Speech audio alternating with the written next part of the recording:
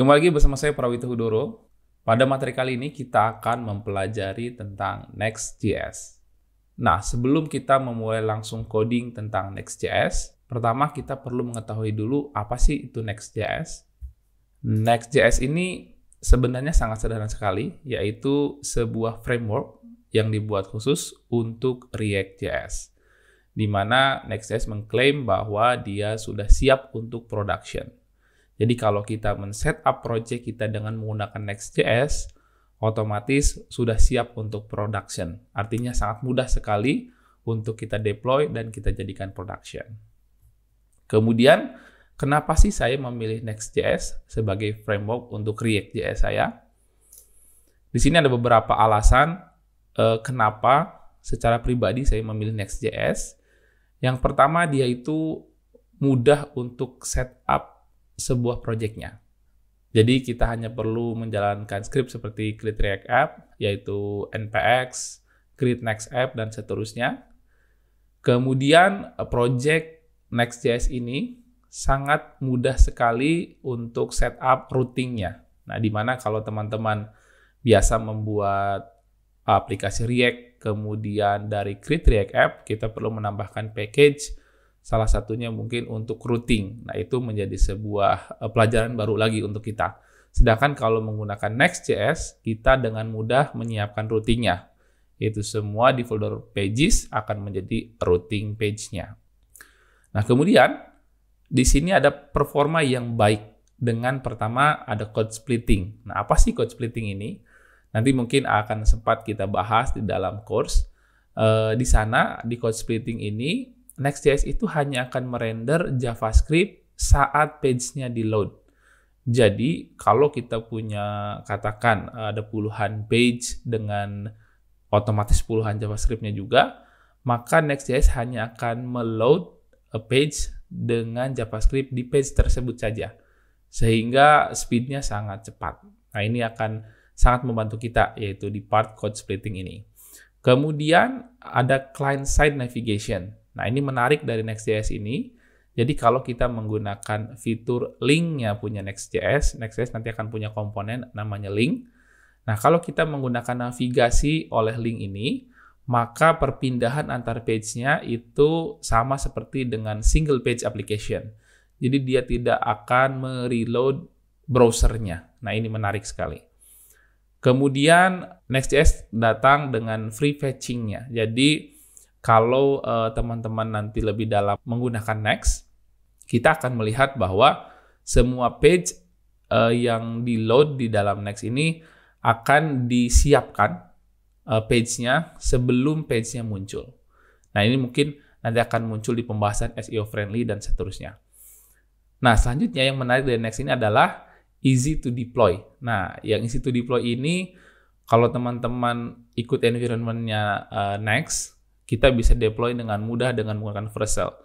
Nah, di Vercel ini cukup menarik karena kita cukup mengintegrasikan dengan repository kita, maka deploy-nya akan sangat mudah sekali. Nah, semoga kita bisa mendemokan sampai ke proses deploying. Selanjutnya ada SEO friendly. Nah, bagi teman-teman yang concern sekali dengan SEO friendly ini atau dengan SEO, dengan Next, support untuk SEO-nya sangat baik. Nah, kalau kita melihat seperti apa sih kenapa disebut dengan SEO friendly, di sini ada dua perbandingan. Pertama, kalau menggunakan Next.js itu, ketika initial load, jadi ketika page-nya di-load paling pertama, dia sudah ada HTML-nya.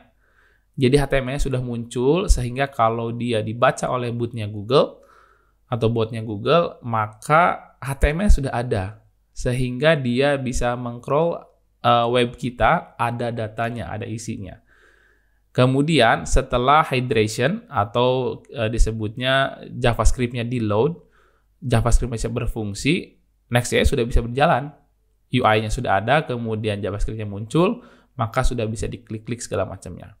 Nah, sedangkan kalau kita menggunakan plain React.js, menggunakan create React App, seperti yang teman-teman tahu, single page application React itu, ketika pertama kali initial load, apps-nya pasti kosong.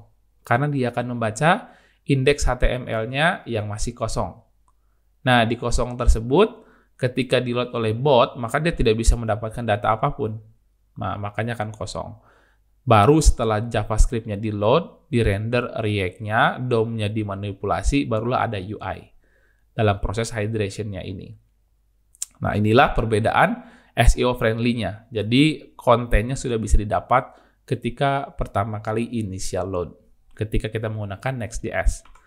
Nah, selanjutnya, tadi saya sempat membahas pre-rendering page. Di Next.js itu terkenal ada dua hal, ada static generation dan juga server-side rendering. Nah, kalau kita lihat di sini, saya memberikan dua sampel, yang atas Next.js, yang bawah itu Create React App. Di mana kalau Next.js itu dari server sudah ada bundle React-nya, dia sudah disiapkan HTML-nya. Nah, jadi sebelum dia masuk ke browser, ketika browser request sebuah halaman, maka HTML-nya sudah ready dulu nih. Kalau di Next.js itu HTML-nya sudah ready, kemudian dia masuk browser sudah dalam bentuk HTML dan bundle JS di dalamnya. Sehingga jadi dia sudah ready semuanya, sudah berjalan. Nah, sedangkan kalau Create React App, ketika kita panggil ke server, masuk ke browser masih bundle JavaScript atau bundle React-nya. Barulah di dalam client itu artinya di dalam browser, dia memanipulasi DOM-nya sehingga muncullah HTML UI yang biasa kita lihat. Nah, ini adalah perbedaan yang cukup menggambarkan kenapa saya memilih Next.js dalam project-project React.js saya. Karena ini sangat membantu kalau apps kita berhubungan dengan katakan SEO dan lain-lainnya. Atau kita ingin cepat setup routing dan lainnya, maka saya akan memilih Next.js untuk project React saya. Sedangkan fungsi React yang lainnya itu sangat berfungsi normal seperti biasanya. Redux-nya, kemudian mungkin kalau pakai konteks-konteksnya, semua berfungsi sama, normal, tidak ada permasalahan. Sehingga kalau saya memilih, pasti akan memilih setup menggunakan Next karena lebih cepat. Demikian mungkin penjelasan tentang apa itu Next.js dan kenapa saya memilih Next.js sebagai framework React.js saya. Semoga bermanfaat.